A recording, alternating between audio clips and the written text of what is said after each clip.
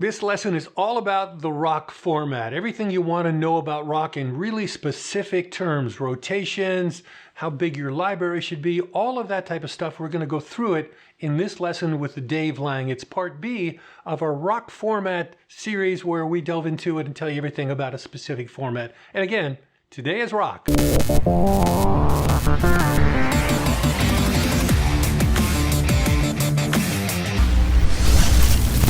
Hey Buckaroos, once again we're back. Today is rock, everything about the rock format that we can kind of dig out from Dave Lang to tell you about.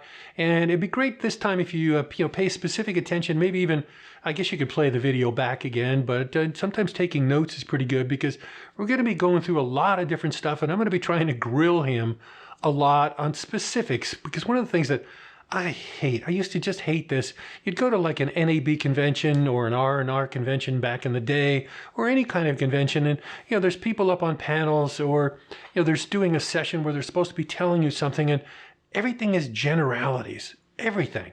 Nobody actually says anything specific. Something where you can write it down and go, yeah, I'm going to go do exactly that. Thank you. It's always general things where you go, all right, well, great. I'd love to do that, but I don't know how. I don't know exactly what you're talking about. I'm going to try to eliminate that on this lesson because it doesn't help you any. And probably I wouldn't doubt that a lot of the reason that occurs is maybe somebody doesn't want to give their secrets, or maybe the company that they're working for doesn't want them to be talking specifically about one of their stations. But I'm not in that position, and Dave is not. I mean, Dave's he's been consulting for ages, but he's pretty much winding that down because we're both old and all that sort of stuff. But he's still in it. So he's still certainly absolutely relevant. So again, I'm going to be grilling him about specifics of the rock format. And if you're a rock PD or want to be or about to be, this is going to help you a lot. So let's get to the video call. Welcome back, everybody. This would be rock, everything you will need to know about rock and to help you program a rock station, an active rock station in particular, where we're going on this one. With Dave Lang. Dave's certainly a huge amount of experience, and hopefully you would have watched part A. We're going to go into part B right now, which is more specific as we go through, but let's start with just sort of a general thing. Dave, what are like the unique programming keys for a rock station, in your mind, versus some other format? Well, some of these I think reflect to any format, but I think these are really important with rock, is that you've got a couple of elements that you've got to make sure you keep in balance. With any station, you've got a cume audience, and you sort of have how long this cume audience listens, and that's what determines your ratings and your shares, etc. Sure. So if you grow your cume audience to be bigger, you put more fuel in the tank, but you don't get very many miles per gallon, you still don't go very far. Right. If you put in the fuel and you got an efficient car and you get good miles per gallon, you probably have the best situation going. That's what you try to strive for, and getting the right balance in your music library, I think, is real important towards this. How much expansion do you have on your library to where you're satisfying the people that listen to you a whole lot, your really super P1 audience, versus the people that just drop in once in a while? And they're not familiar with all the songs that you're playing. And now you risk losing them. It's getting this balancing act together so that you're adventuresome and surprising to your really hardcore audience, but also to the people that are far more casual. You're still inviting to them. I think you've also got to watch that with repetition, making sure that while you can repeat songs over and over again, that may help you build your cume numbers up.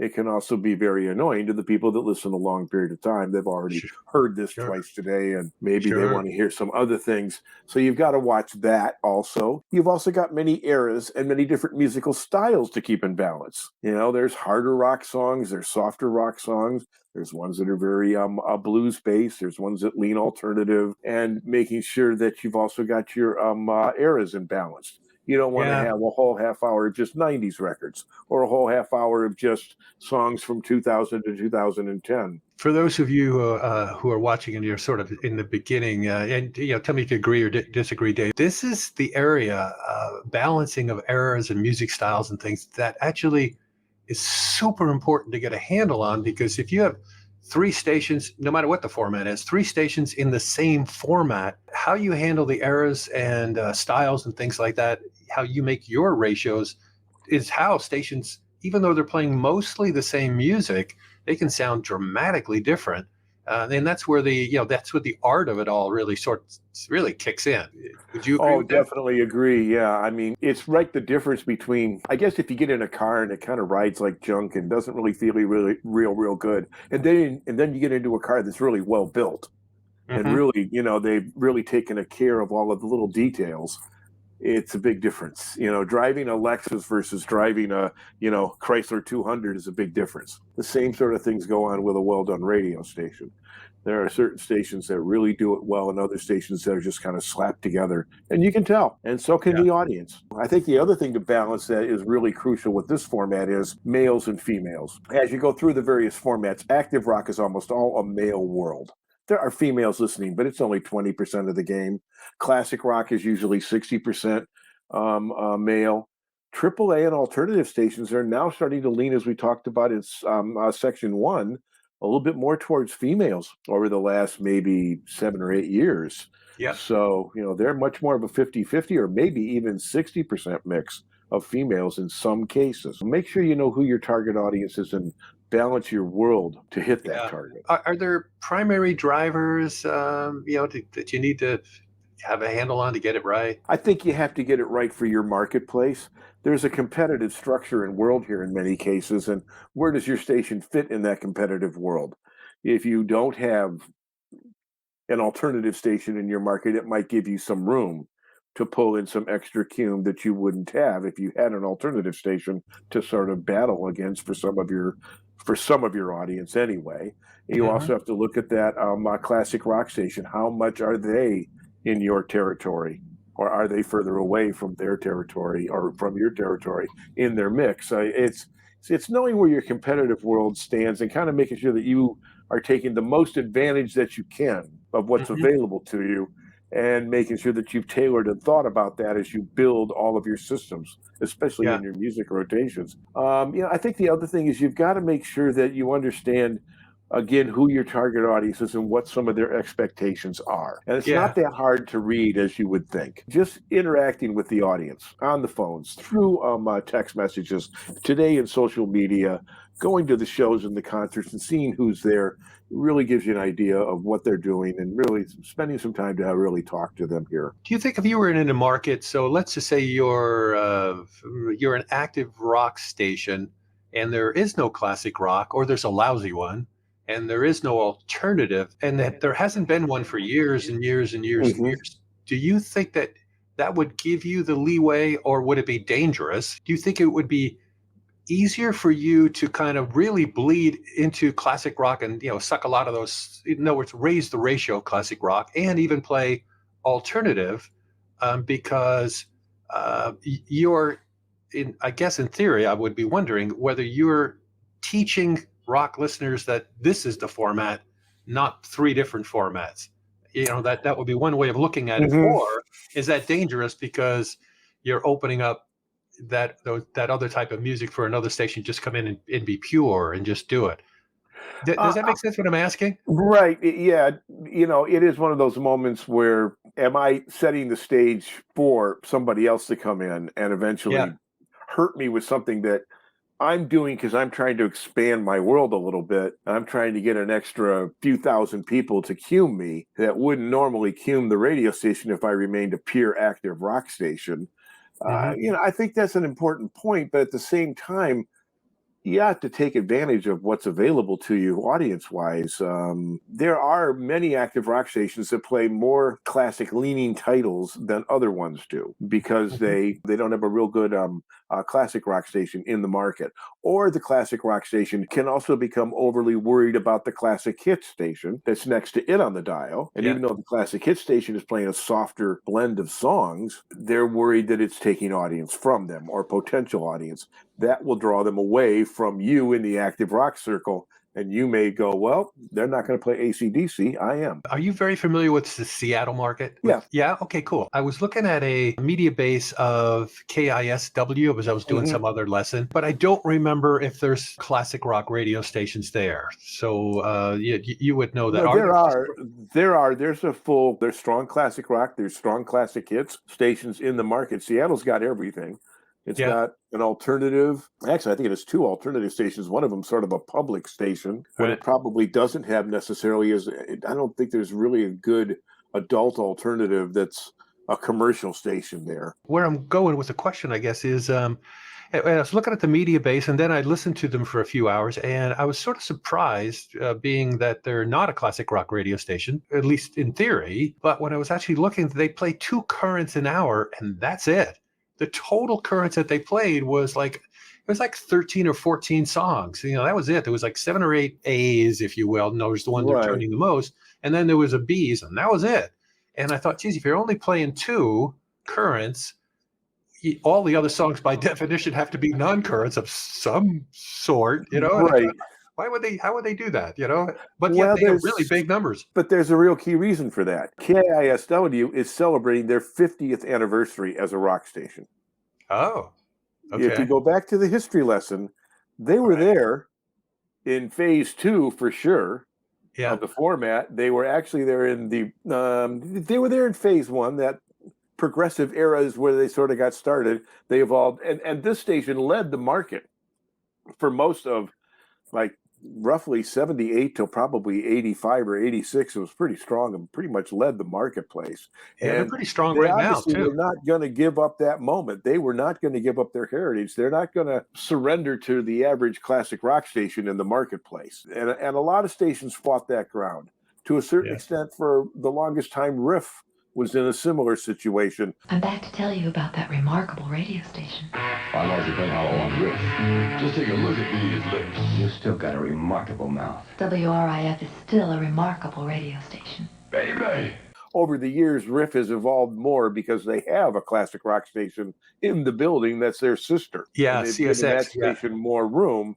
But, there are other places, too, where you take a look at MMR in Philadelphia. They are a little bit more gold-based also because they've been here since that time. You have that kind of heritage and history. You're not just going to hand it over to some classic rock guy. I wouldn't if I was the PD at KISW, and nobody would really. You also have to look at Seattle, too. For most of the grunge part of their library, this was the home of it. This is where it came from. This is where it originated. The markets will never have that much spotlight on it again, I don't think. So definitely I would go where the spotlight's shining if I was looking at the music library. That's another thing that I think we have to look at for this format. Rock is kind of different in almost every marketplace. To run around the country and set up, hey, here's the rock safe list and just go work with it, and here's the magic rotation numbers, it's not going to work probably in every single market. And that's one of the reasons why the format from a syndicated standpoint has largely been a failure. From, in smaller markets, you pretty much have to put it together yourself. So there's a lot of things to consider. I know we're bouncing all over the place, but if, we're talking programming here, that would be a big thing to consider. If you were a rock PD in market A and you're successful, you may end up taking a bigger station, bigger market somewhere else. And that market's history is dramatically different than what you programmed. And all of a sudden you're in a bind because you got to figure out what that history is and why it's different. Another, really easily, that grunge thing never came to my mind. As soon as you said it, was like, oh yeah, Seattle for sure. But just going there, I don't know if that would have crossed my mind. At some point you catch up, but that might be a disaster by the time you do. The one thing I do think is that when you get to a market, if you're in that situation and you're making that transition, I always found when I got to a different market, I always used to put like a yellow pad in my desk in that one drawer in the top. And that was sort of my notepad on the marketplace. And for like the first maybe 5 or 6 months in the marketplace, I would write in that notepad almost every 2 or 3 times a day, ideas and thoughts and things I just saw that I said, I wonder what that's about. Or why are we doing this? Or that's interesting. They were like my first impressions of the market. Yeah. Before I've been poisoned by living in the market for a long, long period of time, what did I first see when I walked in? Let's take the innocent look at everything I can. I would be looking at that 2 years later and going, oh, wait, ideas would come from those first 6 months because my first impressions Yeah, they're usually correct. And the longer you stay at a station, the more you get polluted. Yeah.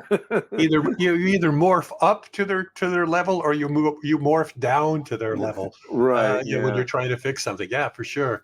Oh, so let's talk air staff. Key elements of an air staff on a rock station. Are they different, would you say, or similar? Well, I mean, I think the keys for most are you really have to have a pretty strong morning show. I mean, this is really an important part of the station. It's kind of not only an historical part of the station that most of these stations, as I said, in sort of phase two of the world here, really built stronger morning shows. It's still an important part today. It's really what gives an active rock station, especially, sort of a sense of humor, a little bit of sarcasm, a little bit of fun, a little bit of interaction or exchange with the audience. Those are all key elements that you really need, because if you just rely on the music alone, although it's the most important part of the radio station in this case, you kind of in kind of a moment where the music on most rock stations can be hard, it can be dark, it cannot be a lot of fun, it can be pretty serious stuff and pretty dramatic. Where's Right. the fun part of everything? Well, it can come from the personalities, and I think that's a real important part. It can also come from imaging, but Yeah. I think those are real important parts. I think you've also got to have a staff that really loves the music, knows it, and really understands it. They're going to be anxious and eager to go see a show when it comes to town. Not, oh, I got to be there tonight. Oh, geez, what am I doing here? It's like, I'd much rather be out with my friends, or, how come? I think the other thing is you really have to look around for people that really want to stand out on the air. Most of these stations only have maybe 2 or 3 or 4 moments in an hour when people talk, when the air staff will talk and interchange. They'd better make an impact when they're on the air. Really, if you're going to waste the audience's time wandering around and not knowing where you're going, you'll probably fail. You really got to be focused when you get on the air. I think the other thing that stands out is it's a staff that has to be involved in the community, and we kind of forget about that. If you're not out and about and shaking some hands and being seen at places and looking at remotes and going, this is a chance to hang out with the audience, or going out to a bar night here or there, or get out and exchange with the audience. If you do it with this audience, they will be much more loyal to you. They won't just throw you out the door. A couple of other things to keep in mind when you're looking at the audience is you can't bullshit them. You got to be Right. authentic to this audience. They will smell you out real quickly. Would you say that for talent coaching on a rock station, is it similar to other stations, or would you say you're going into different kind of territory? Well, I think it's a little bit different in that most of the time, when you look at various talent at various stations, there are sort of 2 kinds of people in their style on the air.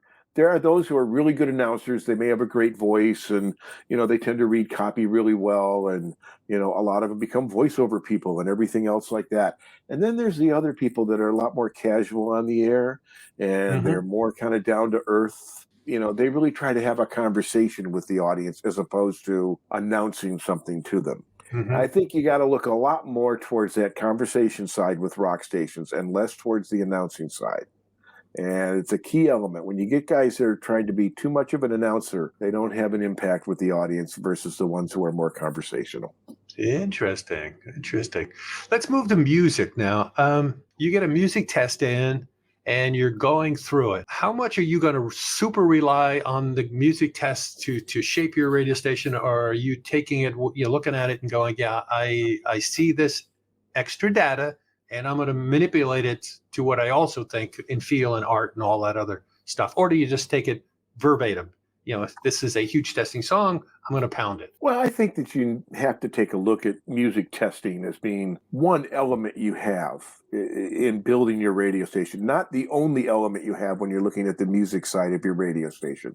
I think we begin to look at these things over the maybe 30 years that we've had music testing, or maybe more like 40 years really, that we've had a lot of music testing, we've tended to put a whole lot of credence in this stuff. This is what the audience said. It becomes like the Bible. There's one thing with research. It's a great thing to have in the room. But I think once it begins to dominate everything, it can also put you in a real situation where you don't move anywhere. You're just doing what the audience expects of you. You're not leading them anywhere. Henry Ford once said, if I'd asked the consumers what they wanted when he started to build cars, they would have said faster horses, and he never would have built a car. I think you've got to look at that to a certain extent with your music mix too.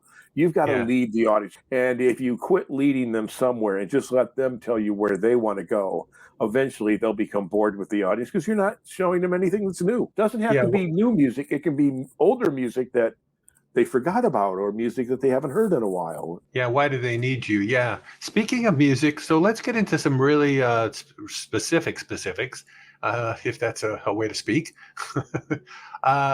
Overall music library, you're going to put on an active rock station right now, and you're going to go into the PD's chair, sit down with Music Master Selector, and you're sort of looking for a universe of roughly, it's different places, but roughly what size would you be looking at?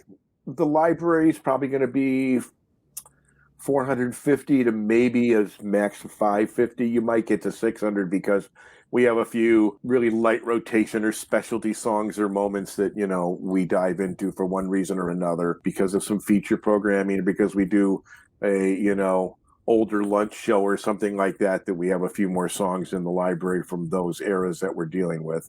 Yeah, little spice stuff. Yeah, if you're doing a classic metal lunch or something, that's going to bring in, older stuff or something like that. So there's 500 songs in the library, and let's start cutting them up a little bit. What would your guess be that you'd probably end up with Power Gold category of how much? How many songs? Well, your Power Golds are probably going to play about every day and a half on the air.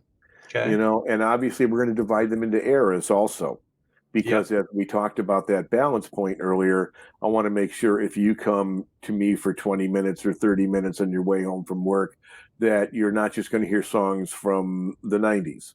You're going to hear from some songs from the 80s, and maybe even a 70s song here or there if it's the right artist. In most active rock stations, you don't play a lot from the 70s, but there are a few artists that reach all the way back there. Some of the AC/DCs, the Aerosmiths, the Ozzy Osbournes, et cetera, that go all the way back to that era. Maybe a Van Halen song or two is still in the mix. And then you march forward.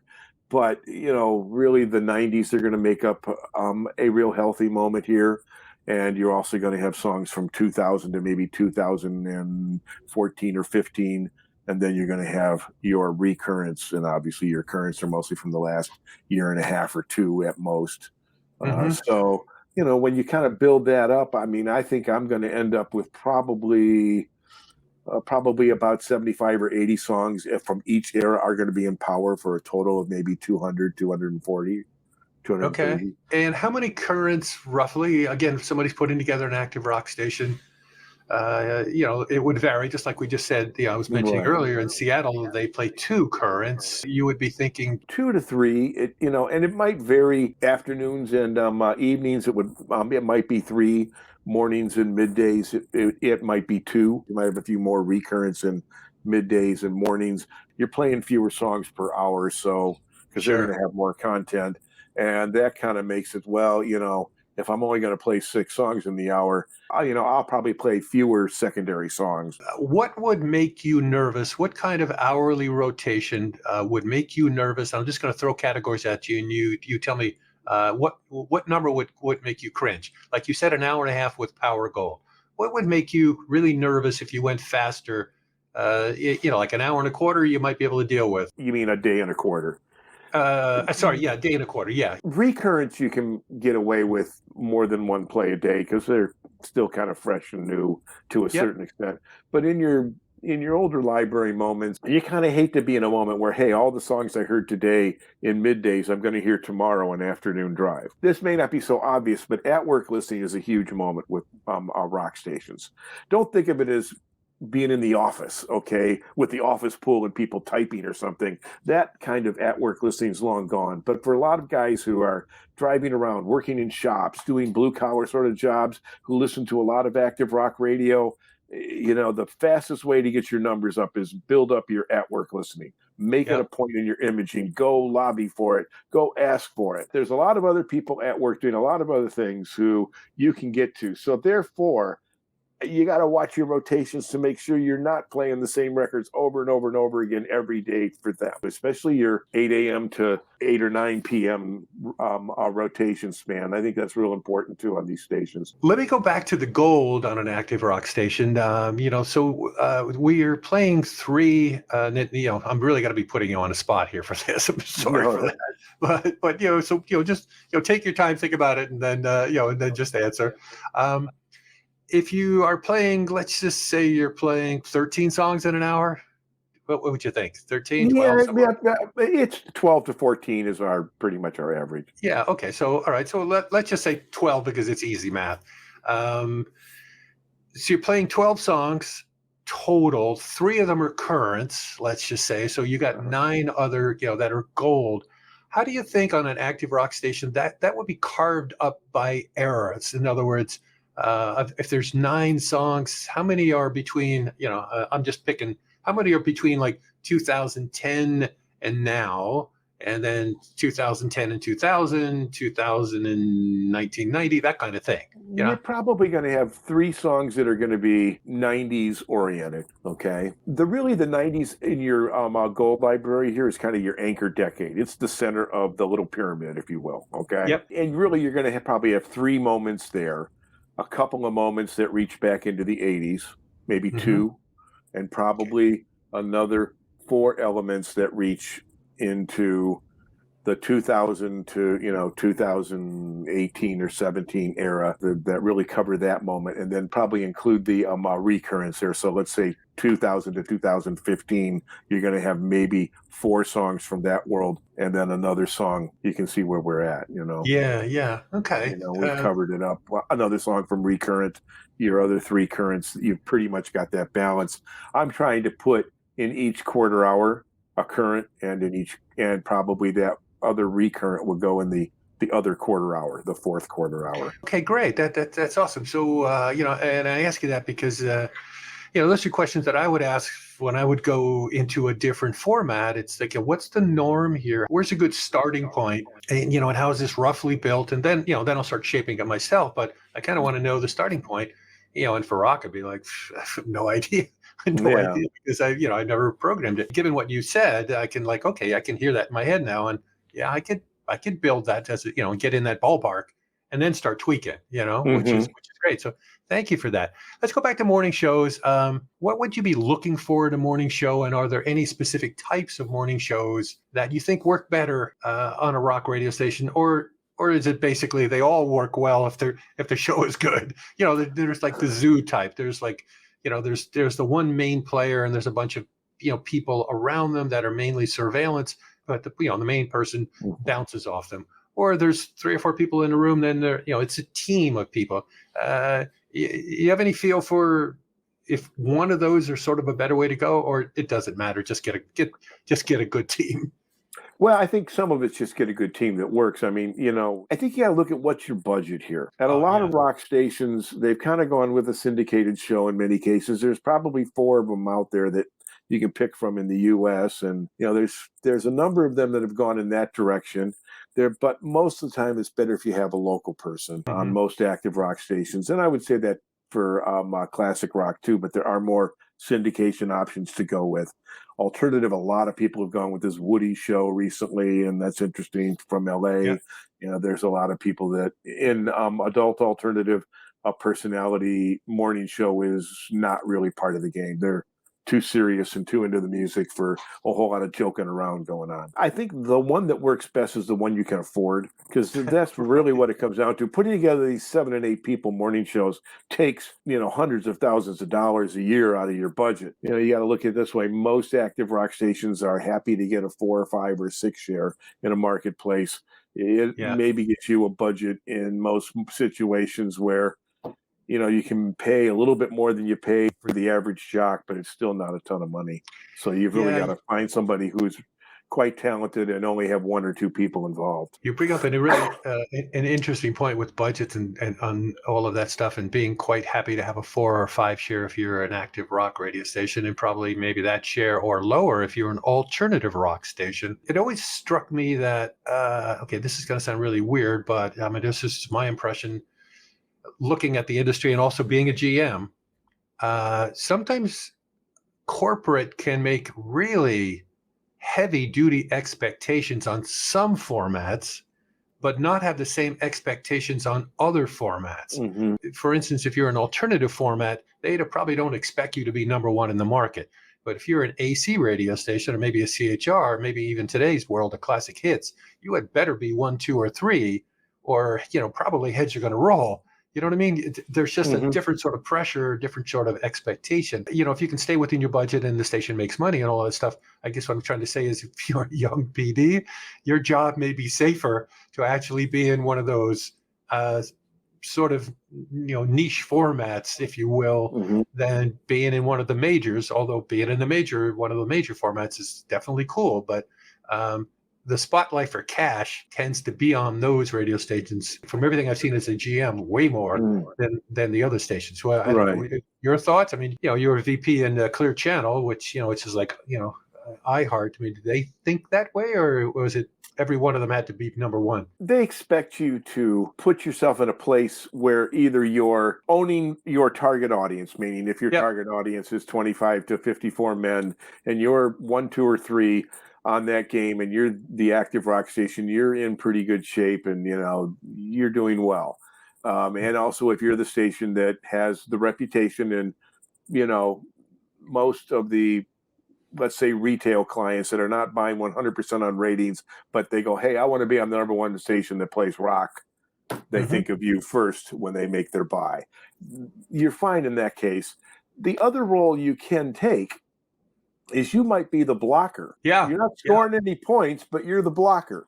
We're putting you up to put together a classic rock station just to make sure that the other classic rock station in town or that classic hit station in town, we knock them down a little bit, because our country station now moves into number 2, 25-54 adults, and our AC station becomes number 1, 25-54 adults, if we keep that classic hit station in number 3. So your role is just take enough out of the classic hit station to make sure that they stay number 3 and we can be number 1 and number 2, and we'll make money that way in the cluster, and we'll throw a little bit off to you, or we'll include your station on the buy to a certain extent. That's a great statement to throw it. Yeah, because it's, and again, if you're a newer PD, particularly with a cluster with a lot of radio stations, I'm sure that goes on a lot, and you can, many instances it's pretty clear, you can see it. Others it's a little bit more disguised, if you will. But that's a great point, Dave. It really is. And I don't think people early on in the business would even assume that thing is going on. Are there things that you feel about rock and active rock that you think other PDs, it would enter your mind that they don't haven't quite caught on this? In other words, it's a plus for you. Sorry to have you give away your pluses here. No, that's okay. It's a plus for you, and there's maybe a little secret thing that you felt, or instinct or whatever, that you think most PDs in the rock format, or a lot of them at least, don't get. Well, I think at work listening is a real key moment. The stations that I really want to work with, at work is usually the one thing you kind of listen to the station. They don't talk about listening at work. They don't relate to people at work. It's like, they don't even think about them being at work. And then you go, wait a minute, really 80% of your available audience in the middle of the day is people on the job. So why don't we, really address them and be a part of their world and talk to them? I think that's a real key thing that I work with mostly on stations that I tend to find they've kind of walked away from it thinking, at work is secretaries and dentist office and places. Oh, no, it's not, because they just kind of think that way, because when we go to work, we don't work in the same environment that the audience does. We're working in a radio station, totally different world. It's something that AC radio does, because they're always talking about it. Well, that's because, they're always talking about it. That's why they have such a big share of it. We can obviously talk about it also. We'd have to talk about it differently than the AC station. We tend to think that tempo is so important. The more energy we put in the radio station, the louder and crazier it gets, the more it's going to work.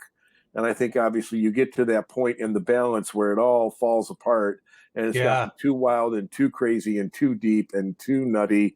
And it's okay. Can we find a way to get a balance in this stuff? And I think a lot of stations fall off in getting a balance. Keeping that balance is so important, and it's so easy as a PD to go, this is working. All I have to do is swing harder over here and we'll be number one. And you find out you swing so hard over there that nothing happens. Yeah. One last question, Dave, and then we'll close this out. This has been awesome. If you could drop back, again, a hard question. Maybe not. Hopefully not. If you could drop back 15 years and just grab a PD from, back then, what do they not know? Hard question. If they came from 15 years ago, if they jumped in the DeLorean and went 15 years into the future, okay. Absolutely. Yeah. I think the things, first they should have, what they should do is they should go grab that little betting book of all of the sports records and go back in the car 15 years and then start making bets, and then they won't have to worry about their future. No, they wouldn't. But I think really the thing that we could look at the most would be 15 or 18 years ago, most clusters had maybe 3 or 4 PDs for maybe the 5 stations that were in that cluster. They at least had 3 or 4. But now it's like you've got 2 PDs and 6 stations, and they're programming all kinds of stations that they really probably don't have a whole lot of knowledge of or never grew up working with, and they're suddenly in a moment where they sort of have to either take whatever corporate is telling them this format's all about in their marketplace, or they really don't know what they're doing, or some of them are experts in this and they do have a really good idea of what they're doing with the station. Educating yourself early on, not just in one format, but in as many formats as you can, learning as much as you can about all the various formats, and realizing that a programming job is not about being a rock programmer or being an AC programmer or being a CHR programmer. You're still serving an audience. It's understanding that it's the audiences that might be a little bit different. If you can learn to read the audience and you can go back to radio basics, you can go back to your balancing moments, you can figure out what's going to work in that world. And that's going to be more your job than I'm an expert in this one radio station. I'm going to do this my whole world. I'm going to be a rock guy and I am going to never know any country artist at all, other than Garth Brooks. You can't live like that anymore. You really can't. You have to be far more versatile. To be that specific anymore you'll be pushed out the door. That's something that you've got to understand. The other thing is the impact of social media and sort of the whole world that we're into today.